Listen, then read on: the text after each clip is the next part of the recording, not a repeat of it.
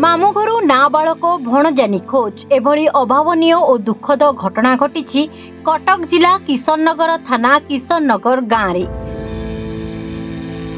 थानार ठीक नाकतलू नाबालक निखोज होईची हेले पुलिस ठीक भावे तदंत न करिबारु अपहृत नाबालकों पाखरे ए पर्यंत पहुंची पारुनाही पुलिस।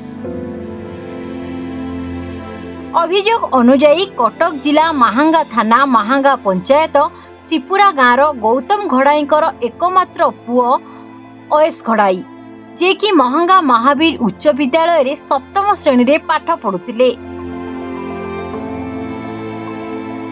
विद्यालय छुट्टी थिबारु निज आईको घर किशननगर को मां को सहित बुलिबाकू आसीथिले। गत 26 तारिख मध्याह्न समय रे अयस सोईथिबा बेले हठात उठी बाहर को आसीथिले। आउ तापरे अयस को कोनोसी पत्ता मिली नथिला। अयस को किए अपहरण करिनेला ना निजे कुआडे चाली गले एही भय आशंका रे मां ओ मामू घर परिवार ए नै थाना रे लिखित अभियोग करिसंती।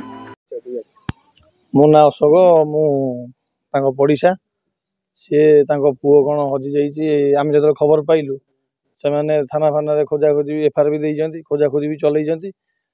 आम 2-4 दिन गला आम भी जानू पर जाना जो खोजिलु सब आम चाहूँ केमी तुरंत छुआटा को मिल जाऊ तदंत करूँ थाना वाला जाकि सेटा तो आम तो पूरा ये नुह तेणुक सार जा तदंत कलापर जना पड़ो कौन है कौन ना कि आम से चाहूँ छोट पिलाटा केमी घर को फेरी आसू भलरे भलरे ये हूँ कथा।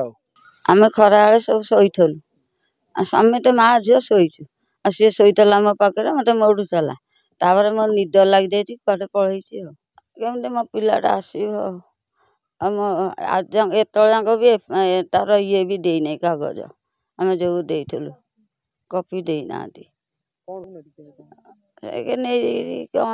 जा दुनिया तो खोजी सारे पाऊना।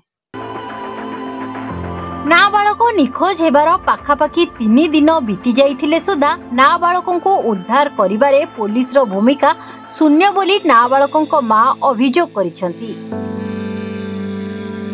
तेबे निजर पुओ अयस कुआडे गला किंबा किए तांको किडनैप करिनेला सेही चिंतारे एबे मां ओ मामुघर परिवार। तेणु तुरंत नाबालक पुओ अयस को खोजी उद्धार करने को मां शिला घड़ाई सरकार को आकुल निवेदन करिसंती। मो पुओ बुधवार दिन 26 तारिख दिन 2टार आम सब खाई पी शोलु तापर मो पुओ उठिकी देखला मो पुओ नाई मो पुओ कुआडे गला कौन कला आम कहीं किसी जानिनु। दिन 2टार किए नहीं कौन कर मु कही पारिबिनी। हाँ थाना किशननगर थाना रे एफआईआर दे पुलिस वाला कहला आम हाँ बुझीबू 4 दिन होगा कई बुझु ना ना कई किसी कहूना ना मो पुअर पता पाऊना एबे चाहूँ समस्त को अनुरोध कर मो पुओ के मत मिल जाओ। सालेपुर ज्योत्स्ना राणी सिंह को रिपोर्टर्स टुडे।